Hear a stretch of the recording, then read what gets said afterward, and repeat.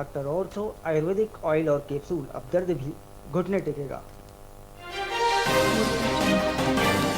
अमित शाह 7 फरवरी को छत्तीसगढ़ दौरे पर। नक्सल मुद्दे पर उच्च स्तरीय बैठक करेंगे अमित शाह। बस्तर पन्नू महोत्सव समापन में भी शामिल होंगे।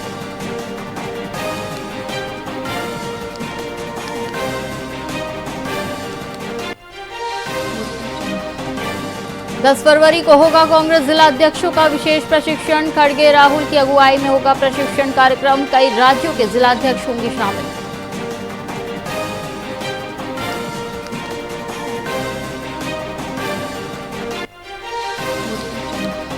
रायपुर में रजत महोत्सव कार्यक्रम आयोजित। उत्तर विधायक पुरंदर मिश्रा कार्यक्रम में पहुंचे। छत्तीसगढ़ की ऊर्जा उपलब्धियों का प्रदर्शन हुआ।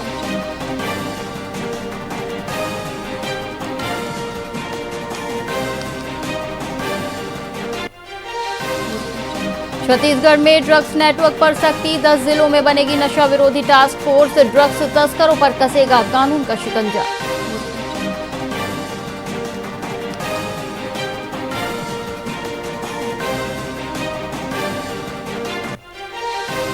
सीजीपीएसई स्कूलों पर लागू होगा नियम। कक्षा 1 से 11वीं परीक्षाएं अब डीईओ कराएंगे। प्रश्न पत्र से रिजल्ट तक डीईओ जिम्मेदार।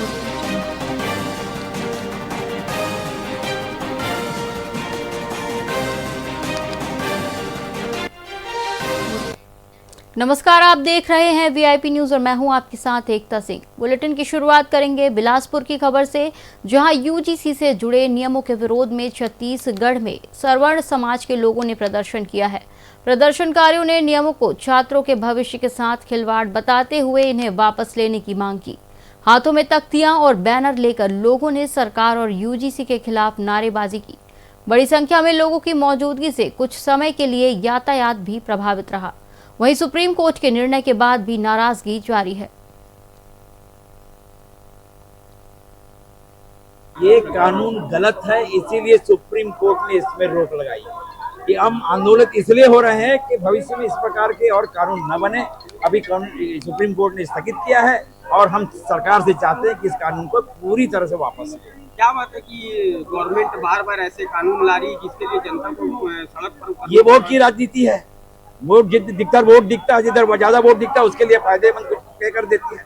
लेकिन ये नहीं सोचती कि आज भारत देश में धर्म विरोधी, जाति विरोधी, अलग अलग जाति वर्ग संप्रदाय में बढ़ रहे हैं और इसलिए देश का नुकसान हो रहा है। पूरे देश में इस कानून का विरोध होना चालू हुआ। उसी तारतम्य में बिलासपुर में भी कल जैसे भारत बंद था पूरे देश में, तो बिलासपुर बंद का भी आह्वान किया गया था और यहाँ व्यापारियों ने और सभी संगठनों ने बहुत अच्छे से समर्थन किया कल बंद करके।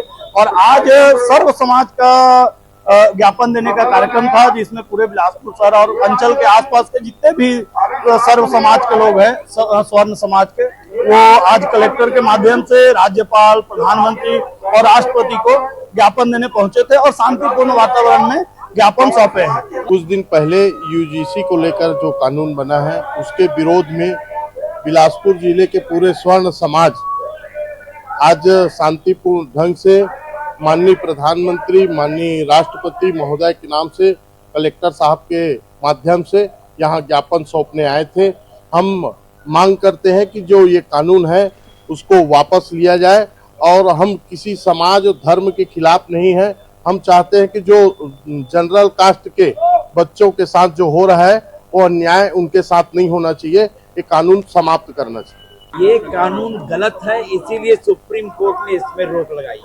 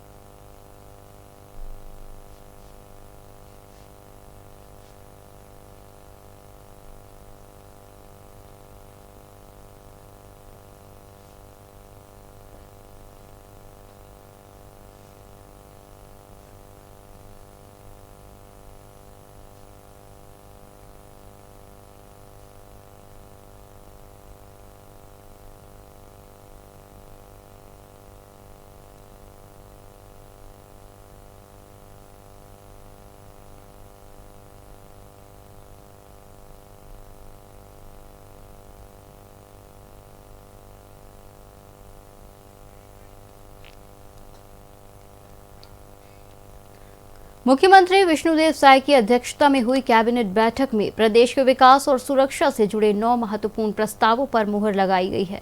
सरकार ने नशे के खिलाफ युद्ध छेड़ते हुए 10 जिलों में एंटी नारकोटिक्स टास्क फोर्स की गठन और 100 नए पदों को मंजूरी दी है। साथ ही आपात स्थितियों के लिए एसओजी का गठन भी किया जाएगा। युवाओं को रोजगार से जोड़ने के लिए राज्य में फ्लाइट ट्रेनिंग ऑर्गेनाइजेशन और नई स्टार्टअप नीति 2025-26 को हरी झंडी दी गई है।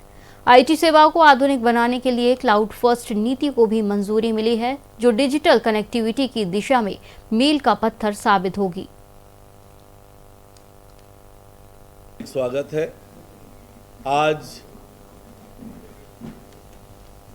कैबिनेट की बैठक मुख्यमंत्री माननीय विष्णुदेव साय जी की अध्यक्षता में आयोजित की गई। बैठक में अनेक महत्वपूर्ण निर्णय आज लिए गए हैं, जिनमें से मादक पदार्थों के रोकथाम की दिशा में एक बहुत बड़ा निर्णय लेते हुए प्रदेश के 10 जिलों में जिला स्तरीय एंटी नारकोटिक्स टास्क फोर्स के गठन हेतु वित्तीय वर्ष 2025-26 के मुख्य बजट में प्रावधानित 100 नवीन पदों की स्वीकृति प्रदान की गई, जिसमें रायपुर, महासमुंद, बिलासपुर, दुर्ग, बस्तर, सरगुजा, कबीरधाम, जसपुर, राजनांदगांव एवं कोरबा जिला शामिल है। मंत्रिपरिषद की बैठक में एक और महत्वपूर्ण निर्णय के अंतर्गत वित्तीय वर्ष 2025-26 के मुख्य बजट में पुलिस मुख्यालय के विशेष शाखा अंतर्गत स्पेशल ऑपरेशन ग्रुप के गठन के लिए प्रावधानित 44 नवीन पदों की स्वीकृति प्रदान की गई, अनुमोदन किया गया। इस नीति से स्टार्टअप इकोसिस्टम के साथ साथ इंक्यूबेटर्स एवं अन्य हितधारकों का विकास होगा। छत्तीसगढ़ को देश में एक प्रमुख नवाचार केंद्र के रूप में विकसित किया जा सकेगा। भारत सरकार के उद्योग संवर्धन एवं आंतरिक व्यापार विभाग द्वारा जारी स्टेट्स स्टार्टअप रैंकिंग में सुधार होने से राज्य में निवेश का आकर्षण बढ़ेगा। मंत्रिपरिषद द्वारा गृह निर्माण मंडल और रायपुर विकास प्राधिकरण द्वारा बनाई गई और पूरी हो चुकी 35 आवासीय कॉलोनियों को नगर निगम और नगर पालिकाओं को सौंपने का निर्णय लिया गया है। इन कॉलोनियों में खुले भूखंड, उद्यान, अन्य सार्वजनिक सुविधाएं शामिल होगी। हालांकि आवासीय, व्यावसायिक और अर्ध सार्वजनिक बिक्री योग्य संपत्तियां इसमें शामिल नहीं होगी। कार्यों को गति देने के लिए शासकीय भूमि का आवंटन जरूरी था। वर्तमान में दोनों प्राधिकरणों की वित्तीय स्थिति को देखते हुए शासकीय भूमि का आवंटन 1 रुपये प्रीमियम एवं भूपाटक पर किए जाने का निर्णय लिया गया है। साथ ही भूमि आवंटन के अधिकार संबंधित जिला कलेक्टरों को दिया गया है। मंत्रिपरिषद ने छत्तीसगढ़ क्लाउड फर्स्ट नीति को राज्य में लागू किए जाने की स्वीकृति प्रदान की है। छत्तीसगढ़ क्लाउड फर्स्ट नीति का प्रस्ताव छत्तीसगढ़ शासन के इलेक्ट्रॉनिक्स एवं सूचना प्रौद्योगिकी विभाग द्वारा प्रस्तुत किया गया। छत्तीसगढ़ क्लाउड फर्स्ट नीति के अनुसार राज्य के सभी विभाग, उपक्रम एवं स्वायत्त संस्थाएं केवल भारत सरकार के इलेक्ट्रॉनिक्स एवं सूचना प्रौद्योगिकी मंत्रालय द्वारा अनुमोदित क्लाउड सेवा प्रदाताओं या भारत में स्थित सुरक्षित डेटा सेंटर एवं डिजास्टर रिकवरी सेंटर से ही क्लाउड सेवाएं लेंगी। किसी विशेष या असाधारण आवश्यकता के लिए राज्य क्लाउड परिषद से अनुमति लेना अनिवार्य होगा। नीति के तहत क्रम प्राथमिकता वाले एप्लीकेशन एवं आर्काइव डाटा का क्लाउड माइग्रेशन वर्ष 2027-28 तक तथा उच्च प्राथमिकता सेवाओं का माइग्रेशन 2029-30 तक किया जाएगा। सभी नए एप्लीकेशन क्लाउड नेटिव तकनीक पर विकसित किए जाएंगे। कैबिनेट ने इस नीति में भविष्य में आवश्यक संशोधन करने के लिए इलेक्ट्रॉनिक्स एवं सूचना प्रौद्योगिकी विभाग को अधिकृत किया है। इस नीति से आईटी ढांचे में लागत में कमी, संचालन में दक्षता, बेहतर साइबर सुरक्षा, आपदा के समय सेवाओं की निरंतरता तथा नागरिक सेवाओं की 24/7 उपलब्धता सुनिश्चित होगी। साथ ही नागरिकों के डेटा की सुरक्षा, पारदर्शिता और ट्रैकिंग व्यवस्था और अधिक मजबूत एवं सुदृढ़ होगी। परिषद द्वारा छत्तीसगढ़ राज्य में डिजिटल अवसंरचना को विस्तार देने के लिए मोबाइल टावर योजना का अनुमोदन किया गया है।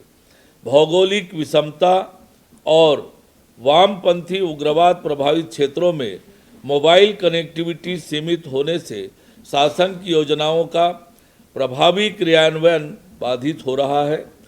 इस योजना से मोबाइल टावर स्थापना हेतु चयनित सेवा प्रदाताओं को अनुमति और प्रशासनिक स्वीकृतियों की प्रक्रिया को सरल और समयबद्ध किया जाएगा। मोबाइल टावर योजना के अंतर्गत चयनित मोबाइल नेटवर्क विहीन बसाहटों में टावर की स्थापना की जाएगी। डिजिटल कनेक्टिविटी से ग्रामीण अर्थव्यवस्था को गति मिलेगी, ई गवर्नेंस सेवाओं का विस्तार होगा, सामाजिक आर्थिक विकास को बढ़ावा मिलेगा।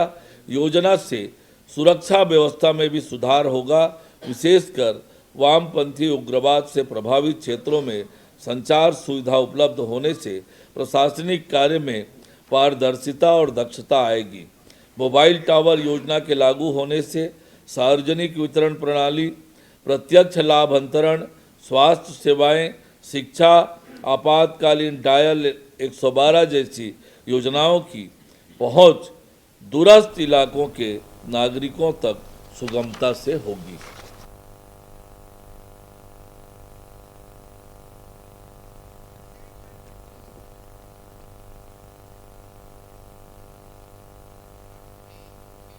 खबरों में फिलहाल इतना ही। आप देखते रहिए वीआईपी न्यूज़। नमस्कार।